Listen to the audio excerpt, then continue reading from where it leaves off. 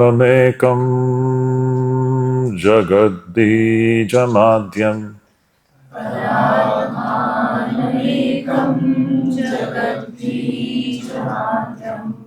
निरीहं निराकारमोङ्कारवेद्यम्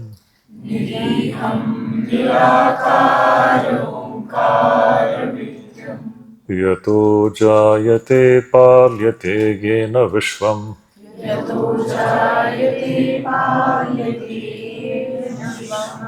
तमीशं भजे लीयते यत्र विश्वम्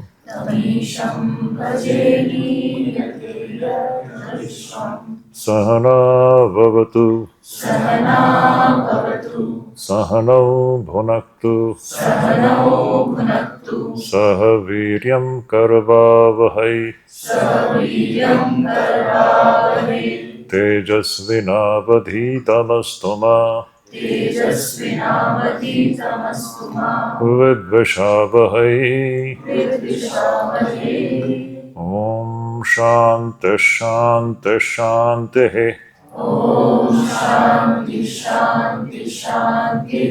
हरिः ॐ।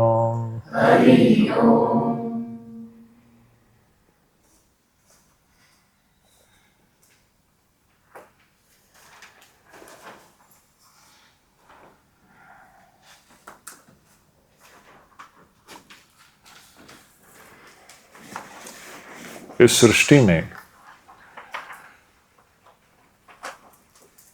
जैसे हमने आज सवेरे के सत्र में देखा, सब जीव जंतु जो है बंधन में है। बंधन से मुक्त होने की इच्छा कितनों में है?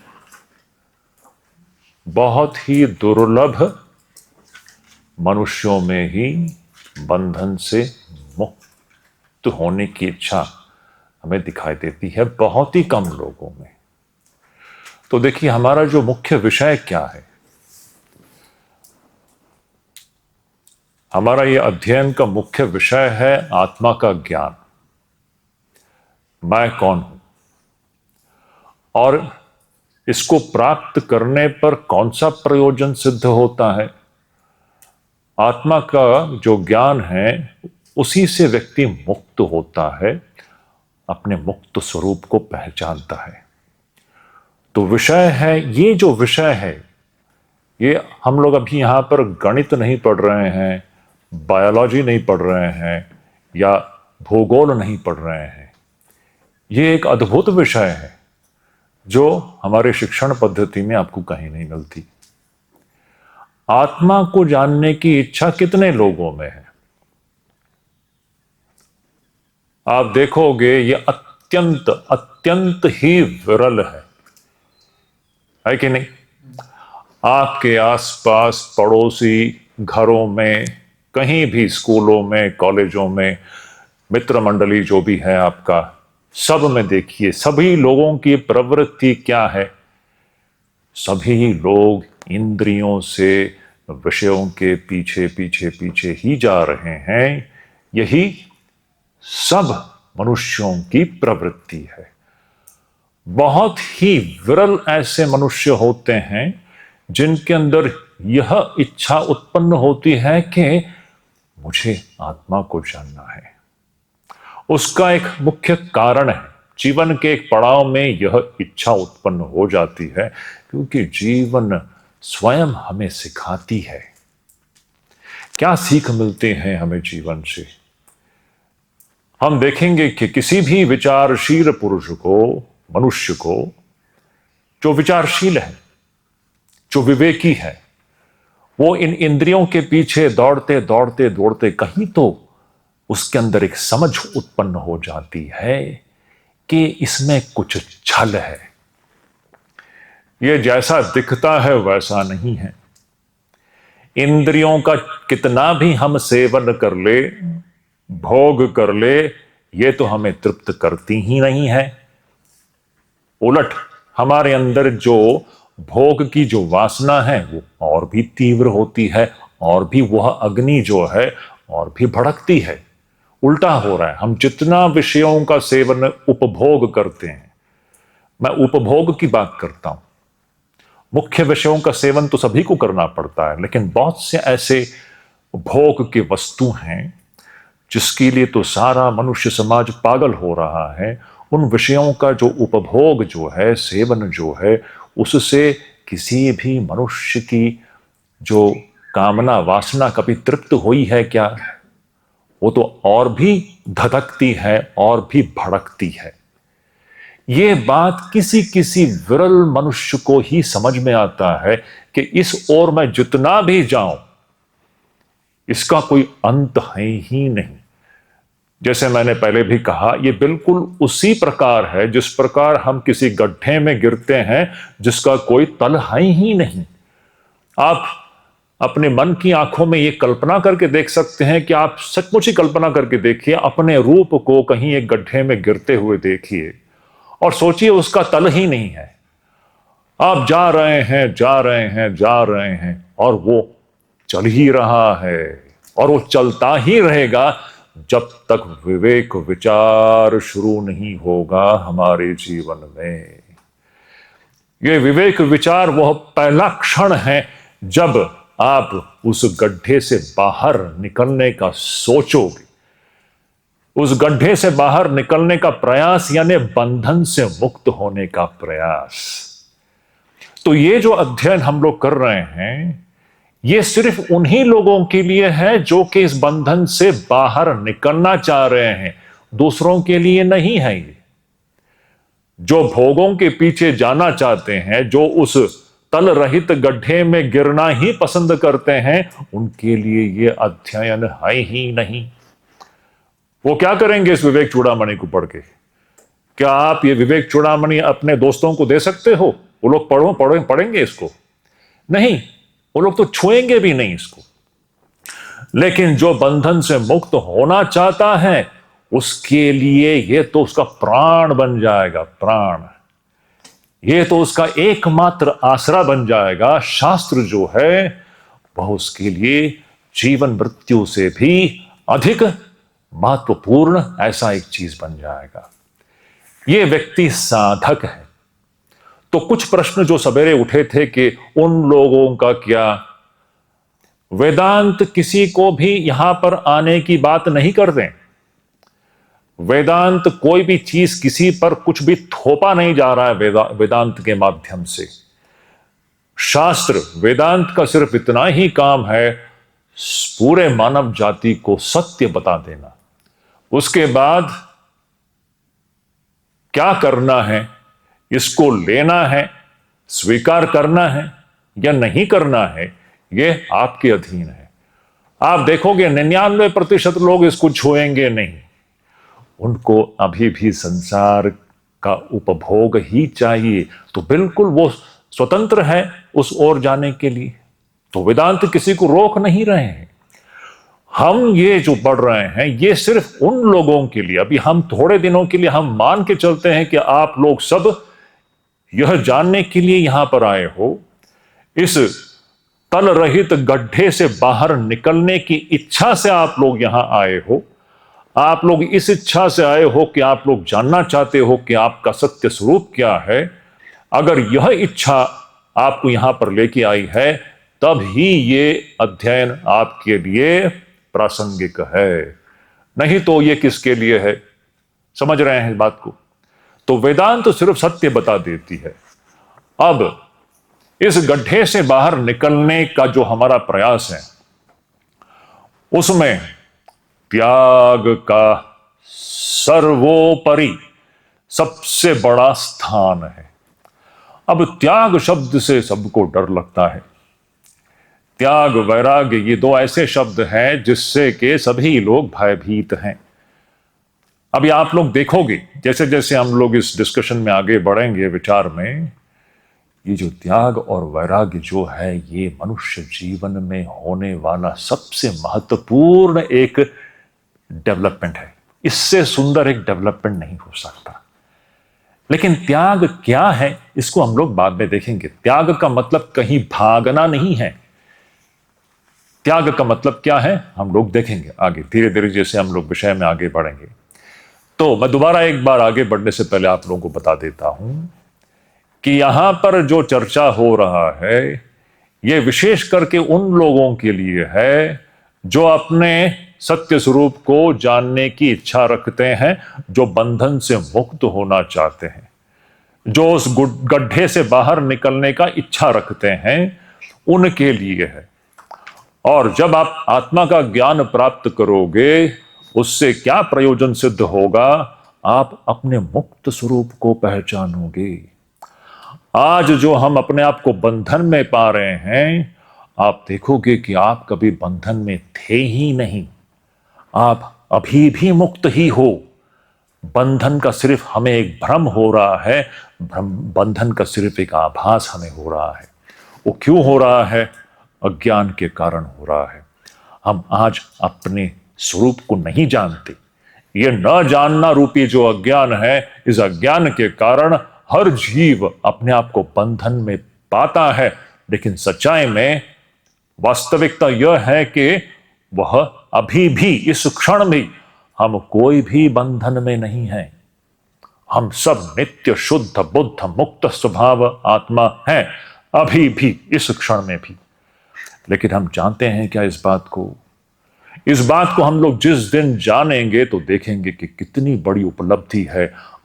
हम जीवन में सुखी होना चाहते हैं, शांति प्राप्त करना चाहते हैं, दुखों से मुक्त होना चाहते हैं, ये सारी चीजें इस उपलब्धि से सिद्ध होती है। और इससे अतिरिक्त किसी भी प्रक्रिया से कोई भी व्यक्ति दुख से मुक्त नहीं हो सकता। वो यथार्थ रूप में वो सुखी नहीं हो सकता। वो कभी भी वह बंधन से मुक्त नहीं हो सकता। बंधन से मुक्त होने का जो मार्ग जो है, सुखी होने का जो मार्ग जो है, अपने दुख से मुक्त होने का जो मार्ग जो है, वह यही है। तो ये अध्ययन किसके लिए है? ये सबके लिए नहीं है। ये अध्ययन करने के लिए भी एक अधिकारी या एक अधिकार की आवश्यकता है, योग्यता की आवश्यकता है। वो योग्यता अगर आप इसके लिए योग्य नहीं हो सकता है कोई व्यक्ति सिर्फ भोग ही करना चाहता है, तो उसके लिए ये नहीं है, हो जाए। तो आप देखोगे उपनिषद में त्याग की बात है, भगवत गीता में पूरा त्याग ही है। और जितने भी महापुरुष, तो स्वामी विवेकानंद हो या शंकराचार्य जी हो, रमण महर्षि जी हो, ये जितने भी महापुरुष होके गए हैं, सभी के वाणी में आपको त्याग ही सुनने में आएगा। तो आप सोचोगे कि ये लोग इतने त्याग को इतना सामने ऊपर उठा करके रखते हैं। आज हमको उसका महत्व पता नहीं है, हमने कभी सोचा नहीं है त्याग हमारे जीवन में क्या सुंदर एक डेवलपमेंट ला सकती है। हमें इसकी कल्पना नहीं है, हमें किसी ने बताया नहीं है। क्यों त्याग त्याग त्याग? आप जीवन में देखिए, दो प्रकार का जीवन हम जी सकते हैं। एक है संसार के विषयों का उपभोग को ही अपने जीवन का लक्ष्य बना लो। संसार के जो विषय हैं, इंद्रियों के जितने विषय हैं, उन विषयों का सेवन और उपभोग, जैसे कि पाश्चात्य संस्कृति है। पाश्चात्य संस्कृति क्या है? भौतिकवाद है। इंद्रियों से दिखाई देने वाला जो विभिन्न प्रकार के सुख भोग के जो विषय हैं, उन्हीं विषयों का सेवन करना, उपभोग करते ही रहना, उसमें अपने आप को डुबो देना, यही जीवन का परम लक्ष्य है। इस प्रकार का एक जीवन होता है कि नहीं? अभी हम पाश्चात्य लोगों की बात क्यों करें? हमारे देश में नहीं है क्या? आप बाहर समाज में देखिए, आप दिल्ली जाइए या बंबई जाइए, बेंगलोर चले जाइए, गांवों में चले जाइए, सर्वत्र मनुष्य का जो जीवन जो है, उसकी दिशा तो 99% उसकी दिशा यही है। इस संसार, ये जो दृश्य संसार जो है, इसमें दिखाई देने वाले जितने इंद्रियों के विषय है, बहुत ही आकर्षक विषय। ये विषय कितने आकर्षक हैं, बिल्कुल हमें उसकी ओर खींचती हैं, और हमें लगता है कि इन विषयों का सेवन करके हम सुखी हो जाएंगे। ये एक प्रकार का जीवन है। वेदांत हमें बताती है कि भाई देखो, ये जितने भी लोग हैं जैसे इन विषयों के पीछे पीछे दौड़ रहे हैं, विषयों का सेवन करके ये लोग कहां पहुंचते हैं। आप देखिए, परख करके देखिए, examine this life, where does it take, go by the consequences. इस प्रकार की जो जीवन शैली है, इसका परिणाम क्या है, इसका अंत क्या है। Go by the consequences, where does it end up, कहां ये खत्म होता है। आप देखते देखते आपका यौवन खत्म हो जाएगा। आपकी इंद्रियां जो आज आप यौवन में, जब आप युवावस्था में आपकी इंद्रियां सशक्त हैं, आज आप कुछ भी उपभोग कर सकते हो, धीरे धीरे ये शरीर टूटेगा, इंद्रियां शिथिल हो जाएगी, सारी शक्ति का रास हो जाएगा, बुढ़ापा आ जाएगा। उस वक्त आप उपभोग के भी योग्य नहीं रह जाओगे, लेकिन मन के अंदर उपभोग की कामना ऐसे धधकती रहेगी। वो अपूर्ण व्यक्ति शुरुआत में भी अपूर्ण ही था, अपने आप को पूर्ण करने के चक्र में वो विषयों के पीछे दौड़ रहा था। दौड़ते दौड़ते उसका जीवन खत्म हो जाता है, लेकिन उपभोग करने की वासना खत्म नहीं होती है। शुरुआत में वो अपूर्ण था, वो अंत में भी अपने आप को अपूर्ण ही पाएगा, और कोई विकल्प नहीं है। तो वेदांत हमको सच्चाई बताती है कि देखो बच्चों, ये एक रास्ता है, विषयों के पीछे दौड़ने का रास्ता इस प्रकार है, आप दौड़िए। वेदांत ये नहीं कहती आपको क्या करना है क्या नहीं करना है, वेदांत आपको वास्तविकता बता देती है। इस प्रकार है, अब निर्णय आपका है, आपको करना है, कीजिए। आपको विषयों के पीछे जाना है, दौड़ के देखिए, जीवन खत्म हो जाएगी। आप आप जहां थे अपने आप को वहीं पर पाओगे।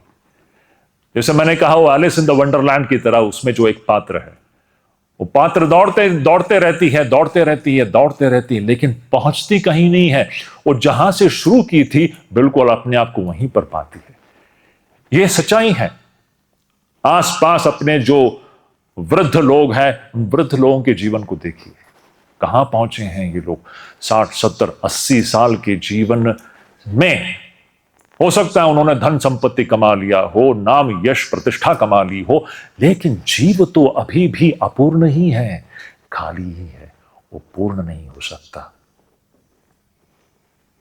यह हुआ एक दिशा जिसमें मनुष्य जीवन जा सकती है। दूसरी दिशा यह है जो त्याग आधारित होगा, जहां पर वेदांत हमें बताती है इससे पीछे मुड़ो, इससे आप पीछे हट जाइए। क्यों पीछे हट जाइए? ये जो चीज आप देख रहे हो ना, इसके प्रति आपके अंदर ऐसे सत्यत्व बुद्धि है, ये चीज जैसा दिखाई दे रहा है ये वैसा नहीं है। ये दिखता है लेकिन है नहीं। ऐसे कैसे भाई? जो दिखता तो है लेकिन सच्चाई में है नहीं। हम लोग अभी उसी ओर बढ़ रहे हैं धीरे धीरे। शंकराचार्य जी बताएंगे इसका मतलब क्या है। जो दिखता है लेकिन सच्चाई में है ही नहीं। यहां पर कुछ रास्ते में हम लोग चल रहे हैं, संध्या का समय है, थोड़ा सा अंधकार है, आप रास्ते में वहां पर कुछ पाते हो, रास्ते पर कुछ ऐसा वहां पर पड़ा हुआ मिलता है, और तुरंत मैं जब चल रहा हूं तो तुरंत उस चीज को देख करके मुझे लगता है अरे ये तो सांप है।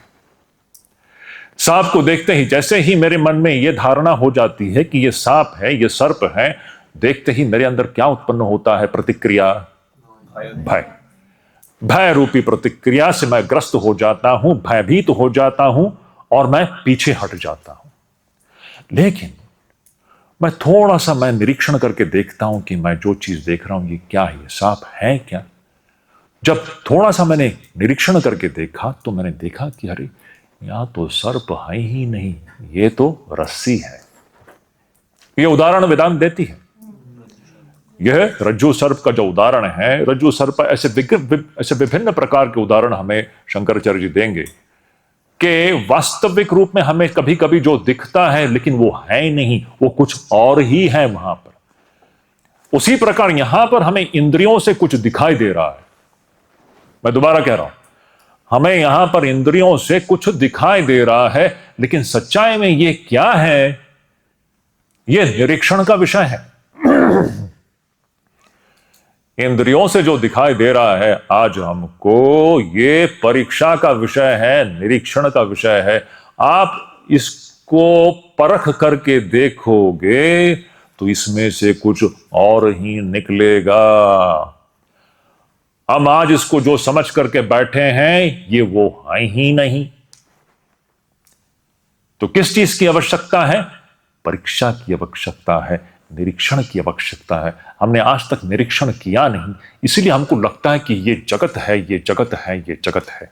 लेकिन सच्चाई में जगत है क्या? यहां पर सच्चाई में विद्यमान क्या है? यहां पर खोज ये है, हमको जो इंद्रियों से जो दिखाई दे रहा है, जिसको हमने जगत मान लिया है, ये जगत है ऐसा स्वीकार करके हमारा सारा व्यवहार चल रहा है। और हम सोच रहे हैं कि इसी में हमें सुख हम प्राप्त करेंगे। लेकिन यहां सचमुच जगत है क्या? और अगर जगत नहीं है तो फिर क्या है? दो चीजें हैं। जगत है क्या, यह एक प्रश्न है। अगर आप निरीक्षण करोगे तो आपको समझ में आएगा। हमें जैसा दिखाई दे रहा है यह, और हमने इसके विषय में जो धारणा बना करके रखी थी, ये वैसा है ही नहीं। यहां पर तो कुछ और ही है। और जब हमें सही धारणा होगी यहां पर क्या है, तब देखोगे ये जो महापुरुष की वाणी कितनी सत्य है। तब हमें समझ में आएगा कि ये महापुरुष लोग जो बोल रहे हैं, एक एक शब्द, एक एक पंक्ति सत्य है। लोग जो कह रहे हैं कि यहां पर एक ब्रह्म वस्तु ही है, ये ब्रह्म वस्तु ही जगत के रूप में दिखाई दे रहा है, लेकिन आज हमें समझ में नहीं आ रहा है बात। इसलिए गो बाय कॉन्सिक्वेंसेस। तो संसार के विषयों के पीछे भागना रूपी एक प्रकार का जीवन हो सकता है, और दूसरा जीवन हो सकता है जो त्याग आधारित है, जो योग आधारित है। अब इन दो व्यक्तियों को आप सामने रख लीजिए। एक है जिसने संसार में अपने आप को डुबो दिया, ऐसा एक व्यक्ति को ले लीजिए। उसकी अंतिम परिणति क्या है? वो अपने आप को खाली ही पाएगा, अपूर्ण ही पाएगा, दुखी ही पाएगा। बस बुढ़ापा, बस मृत्यु के लिए वो बैठा रहता है। और दूसरा एक चित्र रख लीजिए आपके सामने, स्वामी विवेकानंद को रख लीजिए। उन्होंने क्या किया? क्या विवेकानंद उस मार्ग को अपनाए? भोग विषयों के पीछे दौड़ना रूपी मार्ग को वे अपनाए, या त्याग और योग रूपी मार्ग को अपनाए? उसकी अंतिम परिणति क्या है देखिए। विवेकानंद के व्यक्तित्व को देखिए, क्या फर्क पड़ा। वे तो विषयों के पीछे दौड़े नहीं, फिर कैसे इतने आनंदित है सब समय। उनके जेब में तो 10 रुपए नहीं है, सब समय नित्यानंद में है। विचारणीय वस्तु है कि नहीं? यह सोचने लायक है। शंकराचार्य जी के जीवन को देखिए। एक सन्यासी है, उनके पास अपना कुछ तो नहीं है, ना तो धन है, ना तो संपत्ति है, ना तो इंद्रियों के विषयों के पीछे दौड़ रहे हैं ये महापुरुष लोग, लेकिन फिर भी परमानंद में है, विचारणीय है।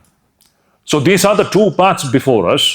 The question is to go by consequences. परिणाम को देख लीजिए।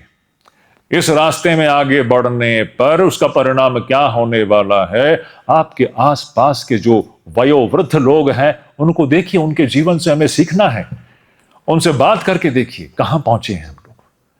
वो खालीपन ही है, खालीपन से अतिरिक्त कुछ भी नहीं है। वो शंकराचार्य जी का बहुत अत्यंत सुंदर जो उनकी रचना है, कहते हैं क्या है,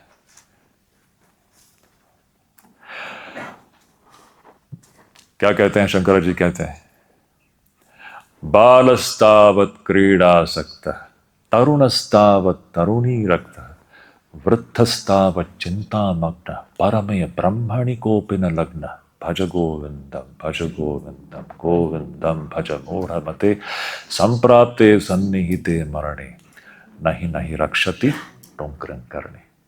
क्या कहते हैं? बालस्तावत् क्रीडासक्त है। जब हम बाल्यावस्था में हैं, छोटे बच्चे, हम सब उस दौर से गुजरे हैं ना, हर जीव गुजरता है। हमारा बाल्यकाल तो चला गया, आपका भी चला गया। देखो समय चला जा रहा है, कुछ नहीं रहेगा। ये सब सिर्फ 2 मिनट में खत्म हो जाए, आपको समझ में भी नहीं आएगा कब जीवन खत्म हो गया। हम भ्रमित हैं, अंत में हम सोचेंगे अरे मैंने क्या कर लिया। ये जो बहुमूल्य मनुष्य जन्म जो है, इसको मैंने क्या कर लिया, कैसे मैंने इसको यूज किया। I wasted a great opportunity. देखते देखते आपकी जो बाल्यावस्था है इसको जाने में कितना समय लगा? ऐसे ऐसे खत्म हुआ कि नहीं है? ऐसे ऐसे खत्म हुआ कि नहीं? बचपन के सारे स्मृतियां हैं आपके अंदर, हमारे अंदर है, सबके अंदर है। हमें आज सारे वो स्मृतियां हैं, मैंने ये किया, मैंने वो किया, मैं इससे डरता था, मैं उससे डरता था, है? एक छिपकली को देखो तो डर लगता था, अंधकार में भूत का एक भय था, तो मां कहती थी राम राम राम राम बोल, सब देख भूत का भय चला जाएगा। अब सभी सभी को ये सब होता, हर बच्चे को होता है कि नहीं? बाल्यावस्था जिसको लेकर के लोग कविताएं रचती हैं, वो बचपन के दिन क्या थे, हैं? वो क्या है, वो बारिश का पानी, कागज का कश्ती, नाव, है? ऐसा कोई कविता है ना? है? हाँ, तो कहने का मतलब है लोग इसको कितना रोमांटिसाइज करते हैं वो बाल्यावस्था को लेकर के। सच पूछो तो बाल्यावस्था जो है ना, अत्यंत ही कठिन अवस्था है। वो जीव सब समय भयभीत है, कहां सुख है उसमें? किसी मूर्ख, किसी अविवेकी को ही उसमें सुख दिखाई देता है। बच्चा जो है सब समय भयभीत है कि नहीं? आप थोड़ा सोच के देखिए, एकदम जब से जन्मा हुआ बच्चा जो है वो हर चीज से भय करता है। वो जब मां से चिपकता है तभी उसको थोड़ा सा अच्छा लगता है, नहीं तो सब समय भयभीत है। वो जीव जो है सब समय भयभीत है। मैंने कहा ना सवेरे, कोई एक पक्षी है, वो पक्षी कितना सुंदर दिखाई देता है बाहर से, बच्चा भी बिल्कुल उसी प्रकार बिल्कुल मासूम और सुंदर दिखाई देता है, लेकिन अंदर रहने वाला जो जीव है वो सब समय भयभीत है, सब समय वो निर्भर कर रहा है किसी पर।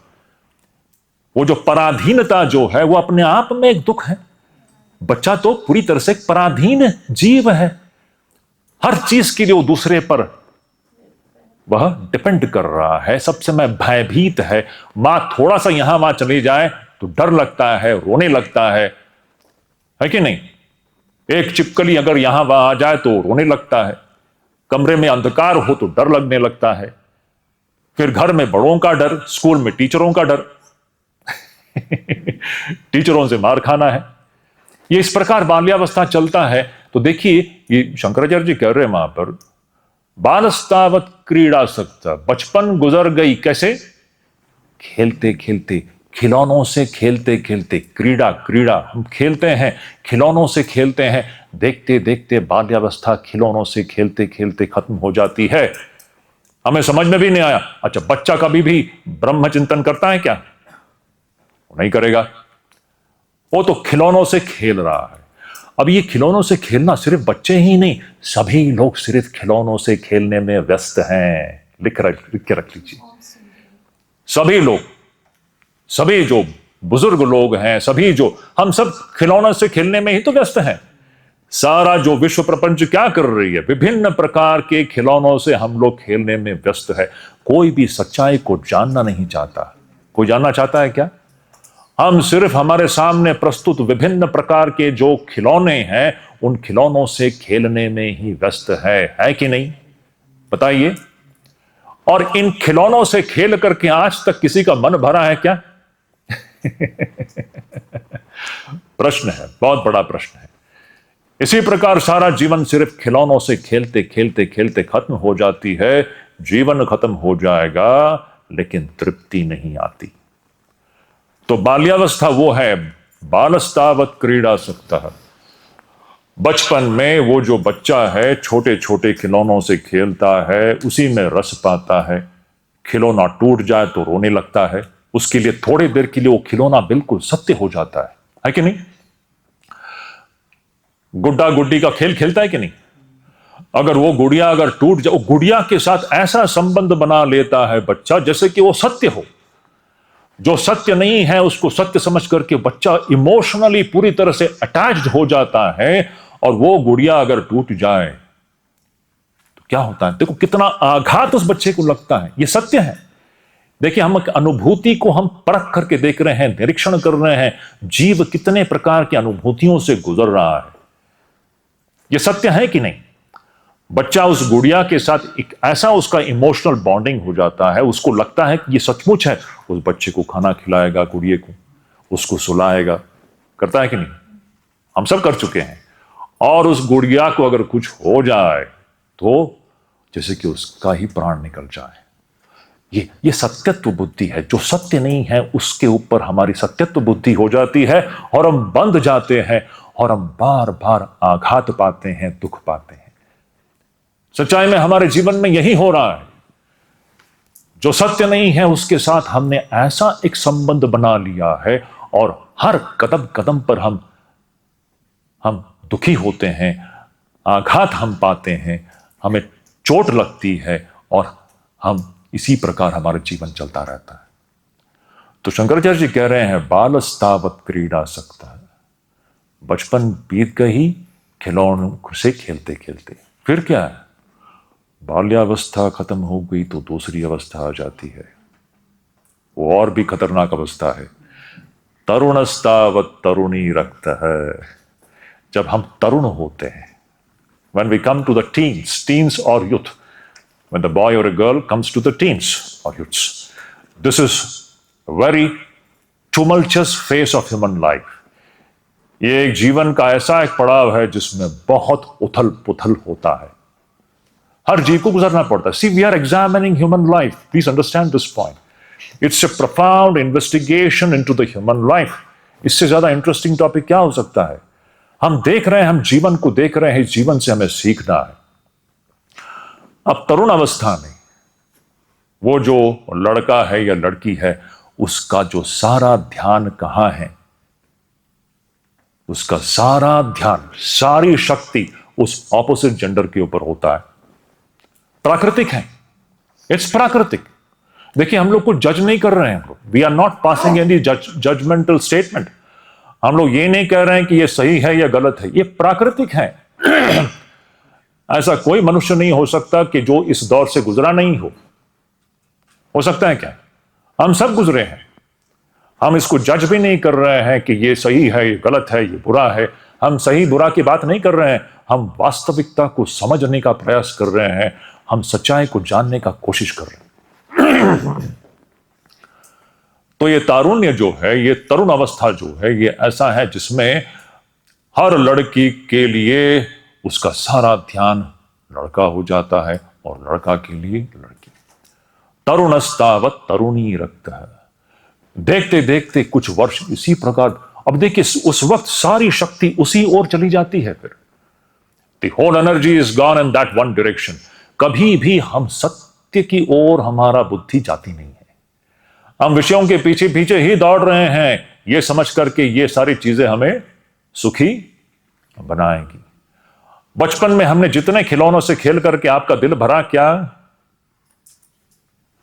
तरुण अवस्था में हमने जो भी किया तरुणी के साथ या जो भी हो, उससे हमारा दिल भरा क्या? नहीं भरेगा। फिर कहते हैं, शंकराचार्य जी कहते हैं, तरुणस्तावत तरुणी रक्त वृद्धस्तावत चिंता मग्न है। तरुणावस्था चली गई, यौवन चला गया, अब वृद्धावस्था आ गई। सारा जीवन हमने सिर्फ खिलौनों से खेलते रहे। वृद्धस्तावत चिंता मग्न है। वो जो बूढ़ा व्यक्ति जो है, जो स्त्री है, जो पुरुष है, बूढ़ी है या बूढ़ा है, अब बूढ़ा पे आ गया है, शरीर का सारा जो शक्ति क्षय हो गया है। बूढ़ा व्यक्ति क्या है? चिंता मग्न है। वो सिर्फ चिंता में मग्न है, वो चिंता में डूबा हुआ है। सारा जीवन जो किया है उन स्मृतियों में ही वो डूबा हुआ है। वो बस सोचता रहता है क्या क्या हुआ, क्या क्या हुआ। फिर भी उसके मन में जो कामनाएं हैं, वासनाएं हैं, वो पूरा नहीं हुआ। अभी भी वो अतृप्त ही है। लेकिन बुढ़ापे में वो कुछ नहीं कर सकता। वो क्या, सिर्फ अपने अंतिम समय का वो प्रतीक्षा करता है और मर जाता है एक दिन। पुनरपि जननम पुनरपि मरणम पुनरपि जननी जठरे शयनम। दोबारा फिर जन्म होता है, दोबारा उसी मां के कोख में हम प्रवेश कर जाते हैं। बताइए कितनी बार हम मां के कोख में प्रवेश कर चुके हैं और यही कहानी चलती रही है हर जन्म में। हर जन्म में यही होता है। बचपन में हम खिलौनों से खेलना शुरू कर देते हैं, तरुण होते ही फिर बस तरुणी का ध्यान, तरुणी में ही हमारा ध्यान है। फिर बस इसी प्रकार खिलौनों से खेलते खेलते खेलते वृद्धावस्था आ जाती है, जीवन खत्म हो जाता है। इसलिए मैं कह रहा हूं, ये कैसा है? ये बिल्कुल उसी प्रकार है। आप ऐसे गड्ढे में गिर रहे हो जिसका तल है क्या? इसका अंत नहीं है। ये इसी प्रकार चलता है। ये बंधन है। अब जिस व्यक्ति को यह समझ में आया कि ये बंधन है, ये एक बिल्कुल ही एक जाल है जिसमें हम लोग फंसे हुए हैं, किसी के अंदर ये समझ में आ गया, किसी युवती या किसी युवक को अगर ये समझ में आ गया, अब वो सत्य की खोज के लिए निकल पड़ेगा। उसके लिए है ये शास्त्र। प्रश्न ये था, ये शास्त्र किसके लिए है? हम ये पढ़ाई कौन कर सकता है? ये पढ़ाई सिर्फ उन व्यक्तियों के लिए है जिसको ये समझ में आ गया कि ये एक जाल है जिसमें हम लोग फंसे हुए हैं, और इस जाल से बाहर निकलने का जो मार्ग जो है वो सिर्फ गुरु प्रदत्त हो सकती है, शास्त्र प्रदत्त हो सकती है। दूसरा कोई भी हमें मार्ग नहीं दिखा सकता। तब जाकर के यह अध्ययन हमारे लिए प्रासंगिक होता है। ये सबके लिए प्रासंगिक नहीं है। जो अभी भी खिलौनों से खेलना चाहते हैं वो तो स्वतंत्र हैं, खेलें। वेदांत उनको रोक नहीं रही है, ना ही आप लोगों पर कोई जोर कर रही है, लेकिन आपको बता रही है कि देखो भाई, अपने जीवन को परख करके देख लो। अगर आपके अंदर विवेक हो तो आप सोचने पर मजबूर हो जाओगे, आपके अंदर ये विचार की प्रक्रिया शुरू हो जाएगी और आप जानना चाहोगे कि इस जाल से हम बाहर कैसे निकले। और जब यह उत्सुकता आपके अंदर उत्पन्न होगी, तब इसमें बताए गए एक एक शब्द आपको मार्ग का निर्देशन करेगी। और जब आप इस मार्ग पर चलोगे, आप देखोगे कि कैसी अद्भुत उपलब्धि आपके जीवन में होती है। सच्चाई में सुख कहां है, आपको तब समझ में आएगा। ये आंखों से दिखने वाला जो विश्व प्रपंच है, ये दिख रहा है लेकिन वास्तविक रूप में नहीं है। हम जा रहे हैं, धीरे धीरे हम इस विषय के ऊपर जाएंगे। आने वाले श्लोकों में शंकराचार्य जी इस परम सत्य को हमारे सामने रख रहे हैं। ये जैसा दिखता है वैसा नहीं है, इसको जान लीजिए। तो ये अध्ययन किसके लिए है? मैं लोगों का प्रश्न जो है ना कि इनका क्या होगा, लोगों का क्या होगा, दुनिया कैसे चलेगी? दुनिया बिल्कुल अच्छी तरह से चलेगी कि दुनिया को अभी भी खिलौनों से खेल करके उनका दिल नहीं भरा है। खेलने दीजिए उनको रोक नहीं रहे हैं हम लोग। तो जिसको खेलना है वो खेले, लेकिन जिसको सत्य को जानना है, जिसके अंदर सत्य को जानने की उत्सुकता उत्पन्न हुई है, आ जाइए यहां पर, गुरु के शरण में आ जाइए, शास्त्र के चरण में आ जाइए, और वहीं से आपको यह मार्ग फिर आगे का निर्देशन होगा। तो ये इसकी भूमिका है। इसीलिए शंकराचार्य जी विवेक चूड़ामणि के शुरुआत में ही हमें बता रहे हैं कि बच्चों जान लो, इस नर शरीर को प्राप्त करना अत्यंत ही कठिन है, दुर्लभ है। यह इतनी आसानी से नहीं मिलता। इसको ये मिला है तो उसका सदुपयोग कर लीजिए। और प्रत्येक उत्तरोत्तर जितने पॉइंट्स हैं, नर शरीर को प्राप्त करना ये तो प्रथम पॉइंट हो गया, शुरुआत हो गया, क्योंकि कोई जानवर तो नहीं कर सकता। अब देखिए ना, सारे जानवरों को देखिए क्या कर रहे हैं, ये सब सिर्फ खिलौनों से खेल रहे हैं, इतना ही है बस। और सभी जानवर अतृप्त हैं, सभी जानवर भयभीत हैं, हम भी भयभीत हैं, हम भी अपूर्ण ही है। अपूर्ण, बताइए किसी को पूर्णता की अनुभूति होती है यहां पर? अगर होती हो तो आप इस कक्ष में नहीं होंगे। हम सब अपूर्णता को ही अनुभव कर रहे हैं। कहीं ना कहीं हमारे हृदय के गहराई में अपूर्णता है, भय है, असुरक्षितता का भाव है कि नहीं? बताओ। आप भले ही आंख बंद करके आप सोचे नहीं नहीं कुछ नहीं है, लेकिन है ना, वो कहां जाएगा? काट रहा है, अंदर से काट रहा है कि नहीं? बंधन है, बंधन काट रहा है कि नहीं? कहीं ना कहीं अंदर से एक असुरक्षितता का भाव है, अनिश्चितता का भाव है। आगे क्या होगा है? मृत्यु का भय है, बुढ़ापे का भय है। यौवन में बुढ़ापे का भय होता है होता है कि नहीं? बुढ़ापे से डर लगता है, लेकिन आप डरो या ना डरो, वो तो आने ही वाला है। एक भविष्यवाणी मैं कर सकता हूं जो कभी गलत नहीं जाएगा। मैं एक ऐसी मैं कोई एस्ट्रोलॉजर नहीं हूं, मैं कोई ज्योतिष नहीं हूं। यहाँ पर ज्योतिष शास्त्र कोई पढ़ने वाला था ना, कौन था एक? कोई तो एक था, एक, हाँ, ज्योतिष शास्त्र पढ़ने वाले थे। मैं कोई ज्योतिष नहीं हूं, लेकिन एक भविष्यवाणी करूंगा, कभी भी गलत नहीं जाएगा। हम सभी लोग मरने वाले हैं। ये गलत जाएगा क्या? यही शरीर की अंतिम परिणति है। ये जो स्थूल ढांचा है ना, ये सब, ये तो एक दिन इसका जो अंतिम गंतव्य स्थान जो है, ये स्मशान ही है। ये जल करके मुट्ठी भर राख बनने वाला है। उसके पहले जो करना है इस शरीर को लेकर के, उसको कर लेना चाहिए। इस मनुष्य शरीर को प्राप्त करके अगर वो नहीं किया तो ये बहुत ही दुर्भाग्य की बात है। हम बहुत बड़ा एक अवसर खो रहे हैं। आगे चल करके किस प्रकार का शरीर हमें मिलने वाला है ये कोई नहीं जानता, वो हमारे कर्म पर निर्भर करेगा। तो ये बहुत बड़ी बात है। इसीलिए शंकराचार्य जी ने शुरुआत में कह दिया, जंतु नाम नर जन्म दुर्लभम। यह नर शरीर प्राप्त करना बहुत ही कठिन है। और फिर ब्राह्मण, एक ब्राह्मण का जो गुण है, ब्राह्मण एक आदर्श ब्राह्मण में जो गुण दिखाई देते हैं, जो तपस्वी है, जो त्यागी है, जो शुद्ध पवित्र जीवन जीता है, जो सब समय ईश्वर चिंतन में मग्न रहता है, जो निस्वार्थ है, निस्वार्थ रूप से ज्ञान बांटता है दूसरों में, ऐसा ये ब्राह्मण, ये ब्राह्मणों का गुण और भी दुर्लभ है। कितने लोग हैं ऐसे जो निस्वार्थ है, जो त्याग आधारित, योग आधारित, शुद्ध पवित्र आत्मसंयमित जीवन जीने वाले ऐसे मनुष्य कितने हैं? वही ब्राह्मण है। ब्राह्मण कोई जन्म से नहीं होता, ब्राह्मण गुण से होता है। ऐसे गुणी व्यक्ति कितने लोग हैं? और भी दुर्लभ है। तो सिर्फ मनुष्य शरीर को प्राप्त करने मात्र से सब कुछ हो गया क्या? नहीं हुआ।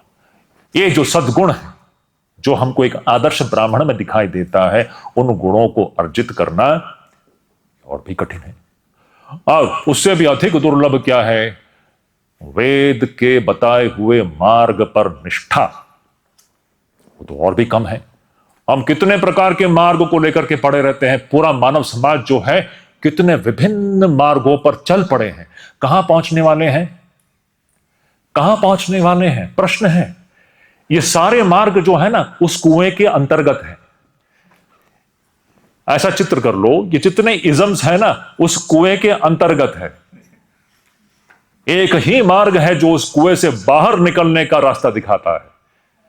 बाकी जितने इजम्स हैं, उसको आप कम्युनिज्म बोल लीजिए, सोशलिज्म बोल लीजिए, मार्क्सिज्म बोल लीजिए, कैपिटलिज्म बोल लीजिए, फ्रॉडनिज्म बोल लीजिए, अनगिनत जितने भी ऐसे जो बुद्धि से निकले हुए जितने भी मार्ग लोगों के सामने हैं, वो सब उस कुएं के अंतर्गत है। जिस कुएं का कोई तल कहां पहुंचाता है, ये सारा फिलॉसफी इस व्यक्ति को प्रश्न है।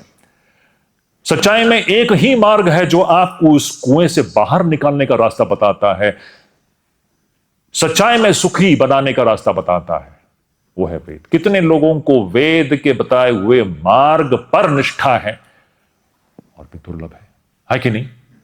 भारत में ही, हिंदू समाज में ही आपको देखेगा, आप देखेंगे हम सिर्फ नाम के ही हिंदू रह गए हैं। हम वेद के बताए हुए जो मार्ग के अनुसार हमारा जीवन आज नहीं है, वो छूट गया है, और भी दुर्लभ है। उससे भी अधिक दुर्लभ फिर क्या है? अच्छा, आपको वेद के ऊपर निष्ठा भी हो जाए, लेकिन शास्त्र का ज्ञान कितने लोगों को है? और भी कम है। अब शास्त्र बताती क्या है? शास्त्र आपको उस कुएं से बाहर निकलने का मार्ग बता रही है। मार्ग है आत्मज्ञान। आत्मज्ञान की बात करो तो आत्मा और अनात्मा के बीच में विवेक करना पड़ता है। सत्य क्या है और जो सत्य सा जो प्रतीत हो रहा है, इन दोनों चीजों के बीच में विवेक करने का मार्ग शास्त्र बताती है। अब कितने लोग आत्मा और अनात्मा के बीच में विवेक करते हैं? कितने लोग करते हैं? सभी लोग अनात्मा में ही डूबे हुए हैं। अनात्मा यानी खिलौना। सारा जो दुनिया जो है, विश्व प्रपंच जो है, खिलौने से खेलने में ही डूबे हैं, व्यस्त हैं। तो अनात्मा में ही डूबे हुए हैं। आत्मा और अनात्मा के बीच में विवेक कौन कर रहा है? कोई नहीं कर रहा। अब जो आत्मा और अनात्मा का विवेक करेगा, उसको अनुभूति होगी, फिर वो ब्रह्म में प्रतिष्ठित होगा, आत्मा में प्रतिष्ठित होगा और मुक्त हो जाएगा। इस प्रकार देखोगे, ये उत्तरोत्तर जितने मुद्दे बताए गए हैं, वो अधिक और अधिक दुर्लभ हैं। शुरुआत है मनुष्य शरीर से लेकर के, लेकिन अंतिम उस गड्ढे से बाहर निकलना जो है, ये सबसे दुर्लभ है। गड्ढे में गिरे तो हम सब हैं, लेकिन उसमें से बाहर निकलने वाला जो होगा, वो बहुत ही विरल ही होगा। 1, 2 या 4, 5 ही होगा। लेकिन ये 1 2 4 5 है, इसीलिए हमें हताश नहीं होना है। अगर आप विवेकी हो, वो 1 2 4 हो या जितने भी हो, आप प्रयत्नशील होंगे। आपको जब पता चलेगा कि ये गड्ढा तो हमारा सर्वनाश का कारण है, तो आप स्वयं उस गड्ढे से बाहर निकलने का प्रयास शुरू कर दोगे। ये चित्र है शुरुआत में। इसलिए शंकराचार्य जी कह रहे हैं कि देखो, जिसको मनुष्य शरीर मिला है, यह अत्यंत ही दुर्लभ है, सुलभता से नहीं मिलती। फिर इस गड्ढे से बाहर निकलने की जो इच्छा, जिसको हम लोग मुमुक्षुत्व कहते हैं। मुमुक्षुत्व मतलब क्या है? मुक्ति की इच्छा, मुक्त होने की इच्छा, मोक्ष प्राप्त करने की इच्छा, मतलब उस गड्ढे से बाहर निकलने की इच्छा, वो और भी दुर्लभ है। और फिर किसी महापुरुष का आश्रय, किसी सद्गुरु का आश्रय, ये तीनों भी अगर किसी के जीवन में होता है, तो शंकराचार्य जी कह रहे हैं यह ईश्वर के अनुग्रह से ही होता है, नहीं तो यह संभव नहीं है। तो हमने यहां तक देखा, अब देखो आगे।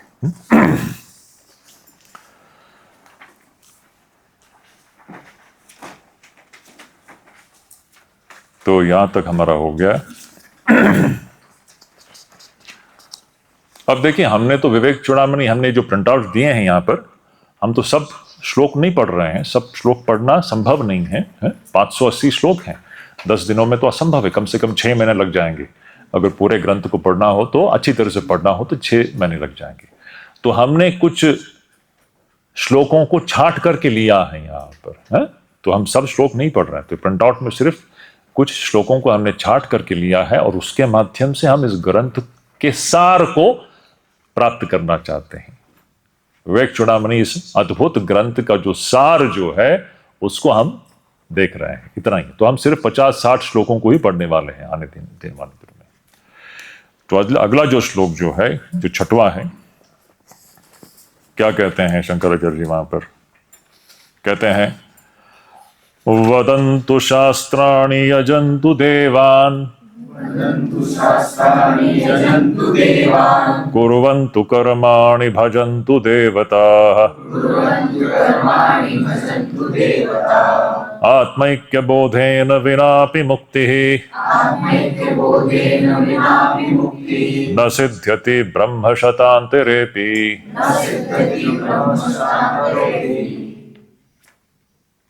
इस श्लोक के माध्यम से शंकराचार्य जी को, भाष्यकार भगवान को यह बताना है कि आप जो चाहिए आप कर लीजिए। इस श्लोक का जो भाव यह है कि आप जो चाहिए आप कर लीजिए, लेकिन जान लीजिए, जीव का आत्मा के साथ का जो एकत्व है, इसकी अनुभूति किए बगैर कोई भी इस गड्ढे से बाहर नहीं निकल सकता। जीव का आत्मा के साथ एकत्व का मतलब क्या है? अपने सत्य स्वरूप को जाने बगैर। आज जीव का मतलब क्या है? आज जो हमारी पहचान जो है, आज हमारा पहचान क्या है? आप कोई, ये विष्णु है, ये क्या है? भास्कर है, ये आपका पहचान है ना। ये गार्गी है, ये कोई और है। ये सच्चाई में गार्गी है क्या? ये विष्णु है क्या? ये भास्कर है क्या? ये शुद्धिदानंद है क्या? ये शुद्धिदानंद या भास्कर को जो असली पहचान जो है, हम सबका असली पहचान एक ही है। वो बड़ा आश्चर्यमय है। हम सबका असली पहचान एक ही है। और रियल आइडेंटिटी इज वन। सब में मूल प्रश्न ये है, ये अहम का मतलब क्या है?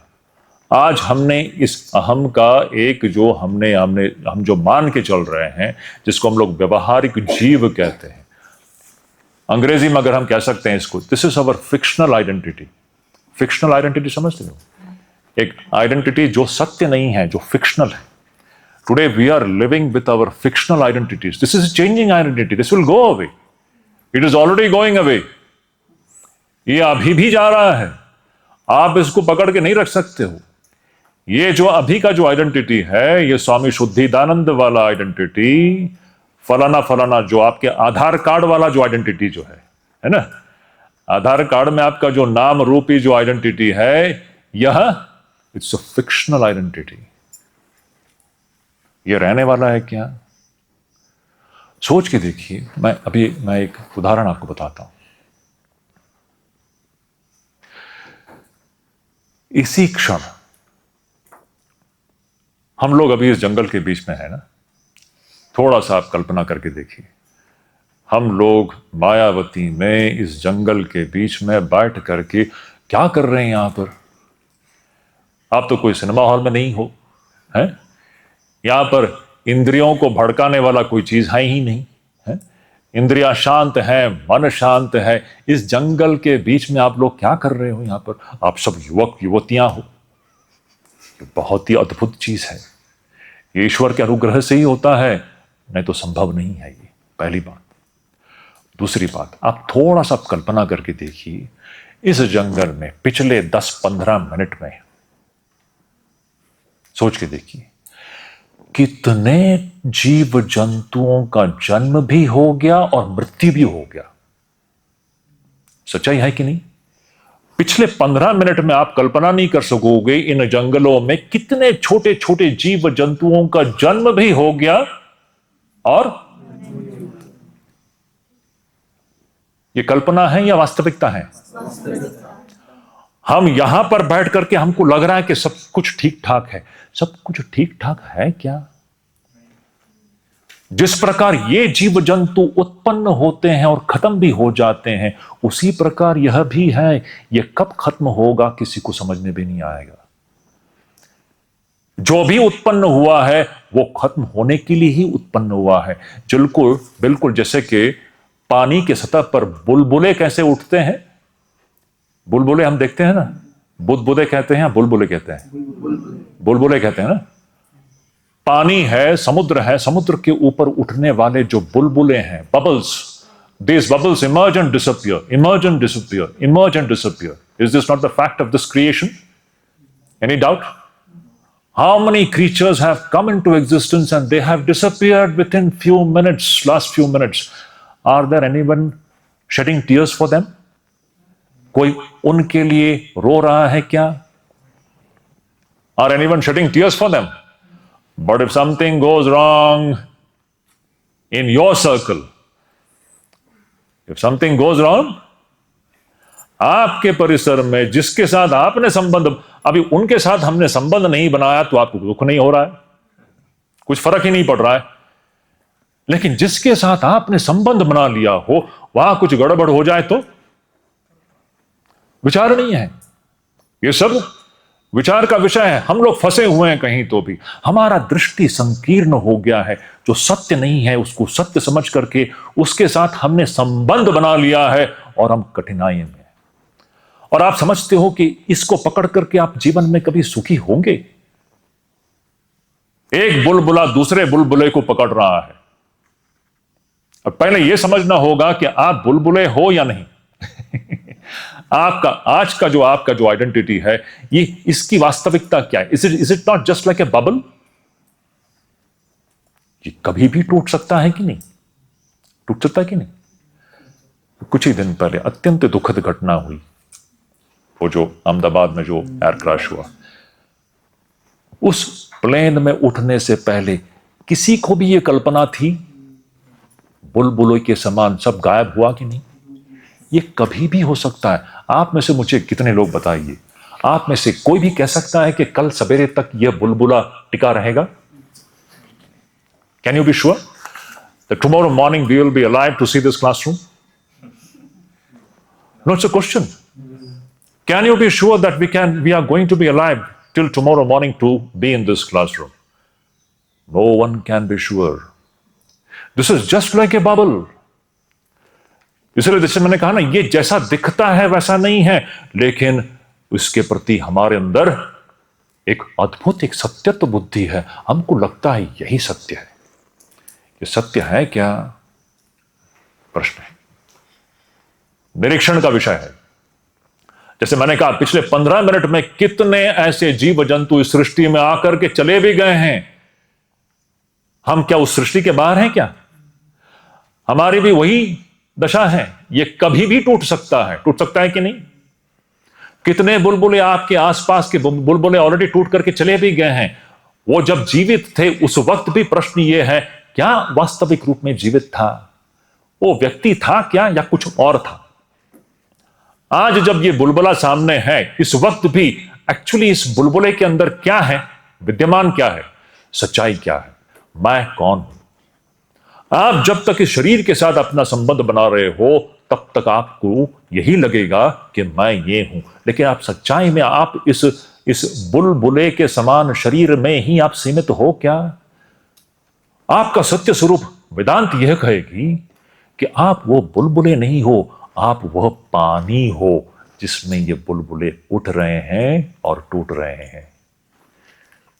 वेदांत आपको यह कहेगी कि तुम जो अपने आप को जो बुलबुला समझ रहे हो, you are not the bubble, you are that infinite ocean of water in which these bubbles rise and disappear, rise and disappear, rise and disappear. समझ रहे हैं इस बात को? पानी कहीं जाता है क्या? समुद्र का पानी सब समय विद्यमान है, लेकिन बुलबुले आ रहे हैं और जा रहे हैं, जा रहे हैं। हमारा आज का जो अपना जो पहचान जो है, हमारा आइडेंटिटी है, वो बिल्कुल बुलबुले के समान है। लेकिन उस बुलबुले को खोजो, बुलबुले को खोजो, उसके अंदर आप निरीक्षण करोगे तो पाओगे क्या? पानी ही पाओगे कि नहीं?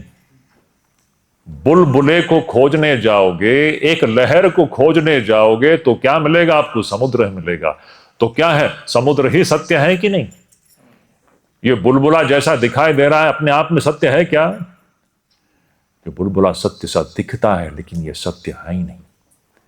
ये इस पूरे सृष्टि ब्रह्मांड की सच्चाई है। यहां पर सब कुछ इसी प्रकार है, सब प्रकट हो रहा है और चले जा रहा है, सब आ रहा है, चले जा रहा है, सब नाश को प्राप्त हो रहा है। प्रतिक्षण अन्यथा स्वभाव, प्रतिक्षण हर चीज बदल रहा है, अभी भी हर चीज बदल रहा है। कुछ भी यहां पर स्टैटिक है क्या? Everything is changing, your body is changing, your mind is changing. आपका शरीर बदल रहा है, आपका मन बदल रहा है। या ये सिर्फ एक बदलाव का एक प्रवाह है, ये सिर्फ एक बदलाव का एक प्रवाह है और कुछ नहीं है। लेकिन ना बदलने वाला एक वस्तु है यहां पर। आप इसके अंदर खोजोगे कुछ और ही मिल जाएगा। इस व्यक्ति के अंदर आप अगर खोजोगे, निरीक्षण करोगे, ये व्यक्ति गायब हो जाएगा, इसके अंदर से कुछ और ही प्रकट होगा। वो क्या है? हम धीरे धीरे उस ओर बढ़ रहे हैं। घुमा फिरा करके हमें कहना है कि ये जो अध्ययन है ये उन लोगों के लिए है जो अब सत्य को जानना चाहते हैं, सिर्फ अपने जो बुलबुला रूपी जो हमारी जो पहचान से वो अब तृप्त नहीं है। मैं तृप्त नहीं हूं सिर्फ अपने आप को इस तरह से जान करके, मैं अपने सत्य स्वरूप को जानना चाहता हूं। तब हमें यहां पर आना पड़ता है। तो यहां पर शंकराचार्य जी कह रहे हैं, आप भले कुछ भी कर लीजिए, इस जीव का आत्मा के साथ एकत्व का ज्ञान जब तक नहीं होता तो ब्रह्मा के हजारों कल्पों में भी आप मुक्त नहीं हो सकते। यह आने वाले इस श्लोक का तात्पर्य है। कह रहे हैं, वदंतु शास्त्राणि, आप शास्त्रों का, उपनिषदों का उद्धरण देते रहिए। आप शास्त्र पढ़ सकते हो, लेकिन शास्त्र पढ़ने मात्र से क्या होगा? जब तक आप उसका अनुशीलन नहीं करोगे, उसको अपने जीवन में उतारोगे नहीं, तब तक कुछ भी नहीं होना है। तो वदंतु शास्त्राणि, you may study this, but only the study of Upanishad is not going to save us, we have to put it in practice. तो आप उपनिषद का उदाहरण दे सकते हो, आप गीता आपका मुखस्त हो सकता है। कितने लोगों ने यहां पर गीता मुखस्त किया है? किसी ने नहीं किया है। ये आप लोगों के लिए होमवर्क होगा। क्या मोहित बोलो? 15 चैप्टर किया है, अच्छी बात है। लेकिन आप सभी के लिए आगे जाकर के आपको भगवत गीता पढ़ना है। ये जीवन का, that is the all comprehensive philosophy of life which the greatest teacher Bhagwan Shri Krishna gives to Arjun. Amazing, the real philosophy of life. आपके सामने जीवन में एक फिलॉसफी होना चाहिए। तो ये आपके लिए एक होमवर्क होगा। यहां से जाने के बाद भगवत गीता को जरूर पढ़ लीजिए। That is the real philosophy. Anyhow, वो अलग बात है। तो आप शास्त्र का उदाहरण दे सकते हो, कोट कर सकते हो, उससे क्या होने वाला है? कुछ नहीं होने वाला। यजंतु देवान, आप विभिन्न देवताओं को प्रसन्न करने के लिए विभिन्न प्रकार के याग यज्ञ कीजिए। पुराने जमाने में लोग याग यज्ञ करते थे ना, आज भी करते हैं, कभी कभी विरल रूप में करते हैं। इस देवता को प्रसन्न करने के लिए हम यज्ञ करते हैं, उस देवता को प्रसन्न करने के लिए यज्ञ करते हैं। आप इन देवताओं को प्रसन्न करने के लिए याग यज्ञ में लग जाइए तो भी क्या, उससे क्या होने वाला है? कुर्वन्तु कर्माणि, आप विभिन्न प्रकार के जो शास्त्रोक्त जो कर्म हैं वो करते रहिए, मतलब अच्छे कार्य करते रहिए। आपने अस्पताल बना लिया, यहां पर दवाई खाना बना दिया, यहां पर स्कूल बना दिया, अच्छे अच्छे कर्म कर रहे हैं, उससे भी क्या होना है? और भजन तो देवता, विभिन्न देव देवियों की आप भजना कीजिए, आप भजन कीजिए, पूजन कीजिए। कहने का मतलब है, शंकराचार्य जी का कहना है, आप जो चाहिए कर लीजिए, लेकिन जब तक आप अपने सत्य स्वरूप का ज्ञान प्राप्त नहीं करते तब तक मुक्ति नहीं मिलती। ज्ञान, आत्मज्ञान, वो मैं कौन हूं? तो यहां पर इस गड्ढे में गिर करके आप कुछ भी कर लीजिए, अब ये कर लीजिए, वो कर लीजिए, इससे बाहर निकलने का जो मार्ग जो है वो आत्मज्ञान है। अनंत काल तक आप ये सब चीजें करते रहेंगे, आप विभिन्न देवताओं को प्रसन्न करने के लिए याग यज्ञ करते रहेंगे, देव देवियों का पूजन करते रहेंगे, अच्छे कर्म करते रहेंगे, शास्त्र पढ़ते रहेंगे, लेकिन इन सब के बावजूद अगर आत्मज्ञान अगर नहीं हुआ, जब तक अपने अपने सत्य स्वरूप को नहीं जाना, तब तक कोई भी व्यक्ति मुक्त नहीं हो सकता। ये सच्चाई है। देखो, बहुत बड़ी सच्चाई हमारे सामने रख रहे हैं, आत्मज्ञान का महत्व हमारे सामने रख रहे हैं। The importance of this quest, this is a penetrating quest नहीं, जिज्ञासा है, एक आत्म जिज्ञासा। मैं कौन हूं? मैं आज के अपने जो मेरी जो परिस्थिति है, मैं इससे तृप्त नहीं हूं, मैं खुश नहीं हूं। भले मुझे खाने के लिए कोई कमी नहीं है, आप सभी लोग अच्छे घर गृहस्थी से आ रहे हैं, आपको वैसे भौतिक दृष्टि से आपको कोई अभाव नहीं है, लेकिन तृप्ति नहीं हो सकती। होती है क्या? आपके घर गृहस्थी में सब कुछ है, धन संपत्ति है, सारे सुख सुविधाएं उपलब्ध है, शरीर से संबंधित सभी सुख सुविधाएं उपलब्ध है, लेकिन जीव तृप्त है क्या? हो नहीं सकता। लिख के रख लीजिए इसको। वो तृप्ति तब आएगी जिस दिन हम इस रहस्य का उद्घाटन करेंगे, जिस दिन हमको समझ में आएगा कि मैं कौन हूं। इसका ज्ञान जिस दिन प्राप्त होगा, उस दिन इस समस्या का समाधान होगा, उसके पहले संभव नहीं है। तो द इंपॉर्टेंस ऑफ आत्मज्ञान बता रहे हैं। देखिए, हमें अब धीरे धीरे हम लोग इस आत्मज्ञान की ओर बढ़ रहे हैं। पहले हम समझ तो जाएं, मनुष्य शरीर में जन्म लेने का मुख्य उद्देश्य यह आत्मज्ञान है, जिस आत्मज्ञान के द्वारा हम अपने मुक्ति को प्राप्त कर लेते हैं, नहीं तो हम बंधन में ही हैं। ये बात। अब देखिए, इस दिशा में आगे बढ़ने के लिए कुछ चीजों की आवश्यकता है। कुछ चीजें जो है वो बिल्कुल अनिवार्य है। उन चीजों के बगैर कोई भी व्यक्ति इस गड्ढे से बाहर नहीं निकल सकता। यहां से अगर दिल्ली पहुंचना हो, अब मायावती में बैठे हैं, दिल्ली यहां से 450 किलोमीटर दूरी पर है। अब दिल्ली अगर पहुंचना हो तो कुछ चीजों की आवश्यकता है।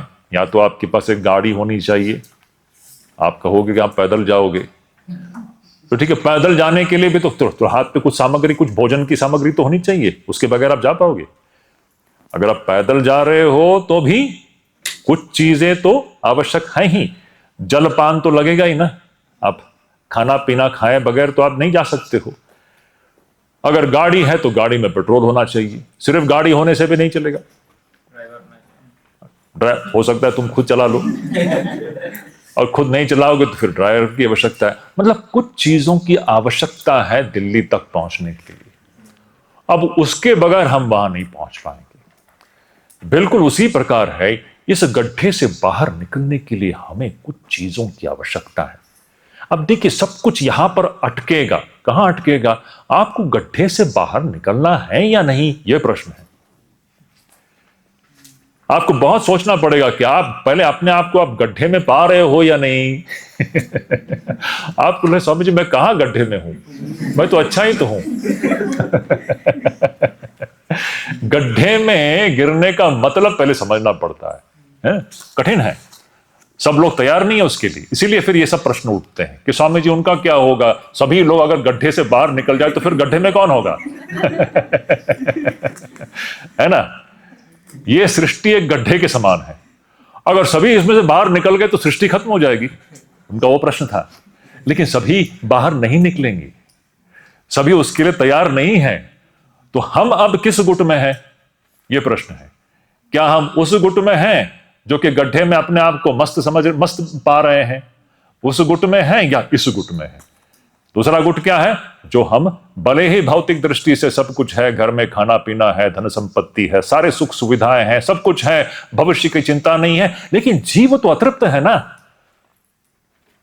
जीव तृप्त है या अतृप्त है? संदेह है थोड़ा सा, है ना? लेकिन जोर से उत्तर नहीं आ रहा। जीव तृप्त है या नहीं? तृप्त नहीं है। जीव तृप्त है? नहीं। ये सोचने का विषय है, ये विचार का विषय है। You cannot be satisfied here, no matter how much you enjoy through your wealth and pleasures. The jiva, the individual soul can not be fulfilled, हो ही नहीं सकता, असंभव है। विश्व का सबसे धनी व्यक्ति भी उतना ही असुरक्षित है जितना आप असुरक्षित हो, जितना वो गाय असुरक्षित है। लिख के रख लो, इन तीन चीजों को आप ऐसे रख लो। विश्व का सबसे धनी समृद्ध व्यक्ति कौन है आजकल के? वो कौन है? वो है ना, आजकल सभी लोग भगवान का नाम जपना छोड़ दिए हैं, उसी का नाम जपते रहते हैं, है ना, पूरा न्यूज में वही छाया हुआ है। तो आपको लगता है वो तृप्त है? वो आपसे भी ज्यादा असुरक्षित है वो। आप तो फिर भी बेटर हैं, वो तो और भी सब समय भयग्रस्त है। उसको डर लगता है कब उसको खत्म कर दे लोग। सच्चाई है कि नहीं? धन संपत्ति से क्या होता है? आप विश्व का सबसे समृद्ध व्यक्ति को सामने रख लो, फिर आप हो, और इस गौशाला में जो गाय है उसको रख लो। ये तीन चित्र है, तीनों भी समान रूप से असुरक्षित है और भयग्रस्त है और अतृप्त है। ये सच्चाई है कि नहीं? कोई इन तीनों में ये समानता है कि नहीं? These are all eye-opening kind of an investigation. We should know the facts of life. जीव जो है, देहधारी जीव, उसकी भौतिक जो परिस्थिति जो भी हो, जीव तो असुरक्षित ही है। अनिश्चितता उसके अंदर है, वो भयग्रस्त है, वो अतृप्त है, तृप्ति नहीं हो सकती। ये बंधन की दशा है। तो हमें यह पहले पता कर लेना चाहिए, हमें बंधन से, इस गड्ढे से बाहर निकलना है या नहीं, हम किस गुट में हैं। और बंधन से बाहर निकलने वाले लोगों के गुट में अगर हो तो उस गुट को हम लोग साधक कहते हैं। साधक है? साधक या मुमुक्षु। जो इस गड्ढे से बाहर निकालना नहीं चाहते हैं वह साधक नहीं है, वे मुमुक्षु नहीं है। अब प्रश्न ये है, आप मुमुक्षु हो क्या? आप साधक हो क्या? अगर आप साधक हो तो अब आगे का विषय उसी से संबंधित है। आप अब अगर साधक नहीं हो, आप अगर मुमुक्षु नहीं हो, तो आपके लिए, तो आपका जो रिक्वायरमेंट कुछ और ही है। Then this is not your requirement. समझ रहे हैं? तब आपकी आवश्यकताएं कुछ और है। आपको अगर संसार के वस्तुओं को उपभोग करना है तब यह आपके लिए नहीं है, वहां पर उसकी जो सामग्री अलग है ना।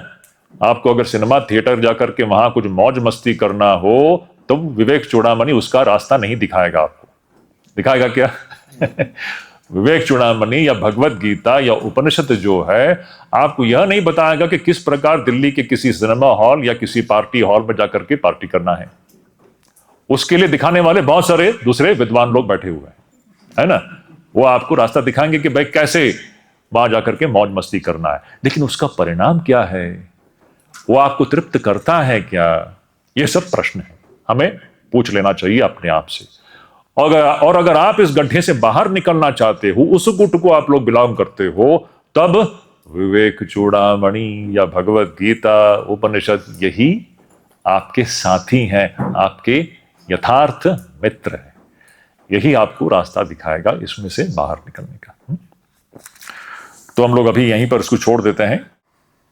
ओम शांत शांत शांति। हरि ओम तत्सत।